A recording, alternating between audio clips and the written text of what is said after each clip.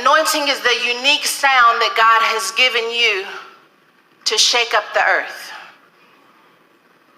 When you don't know your sound, get connected to someone else's sound and start serving their sound so that you can understand how sound moves obstacles out of the way. When you're still wondering what my unique purpose is, get attached to someone's purpose that makes your baby leap. Because that means you're in the neighborhood of understanding what God is going to do in your life. God will expose you to what he wants to do down on the inside of you. And that's why when you start serving, there's an exchange there, because that exchange says there's something in me that is connected to that thing that I see. God has been exposing some of you to people and their anointing. Some people aren't just talented. Some people are anointed for the business they're doing. They're anointed to be a husband. They're anointed to raise children. And I'm not sure that I have what it takes, so I got to get connected to someone who has the anointing that I'm looking for. I'm looking for the kind of anointing that makes principalities come down.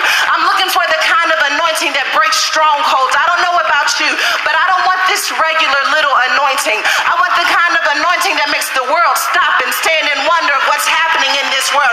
So I got to get connected to somebody who's already operating in the lane that I'm headed to. I know we live in a society that makes you believe that you are an island, and I came here to tell you nobody's an island. That if we're really going to change this world, then we got to get connected to other world changers, because I want to be able to identify the anointing that I need in my life. So when Elisha says, I want a double portion of that, what he's saying is, I saw him resurrect the dead. I saw him cause rain in a drought. And I'm not asking you to make me like him. I'm just asking for an inheritance that helps me maximize my anointing the way that he has. We're not talking about being envious. We're talking about standing in awe at how someone answered the call of God on their life. God, help me to not be afraid. I want a double portion of that. When we start asking for a double portion of materialistic things, we miss it. Because God is not going to give you double of things. He will give you a double of an anointing that will attract everything that you need. I don't want the things that someone else has.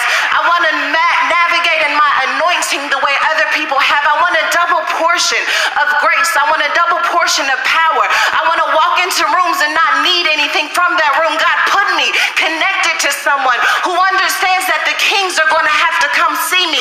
And I want to understand how to talk to kings. I want to understand how to talk in the middle of the drought. I want to understand how to produce a miracle with just a little bit left over. God, I want a double portion of that anointing. God, show me how to move a room. Show me how to build a church. Show me how to create a marriage. I want a double portion of that thing. And he asked, oh, I feel God. He asked for a double portion of something that was not in his bloodline. This is a prophetic word for somebody. I don't know who you are, but just because you have never seen it in your bloodline doesn't mean that you cannot ask for it. I hear God saying, be bold enough, be crazy enough to ask for a double portion of something you don't have no business asking for. I'm asking for a double portion of thinking like a billionaire, a double portion of managing my resources in a way I've never seen it before.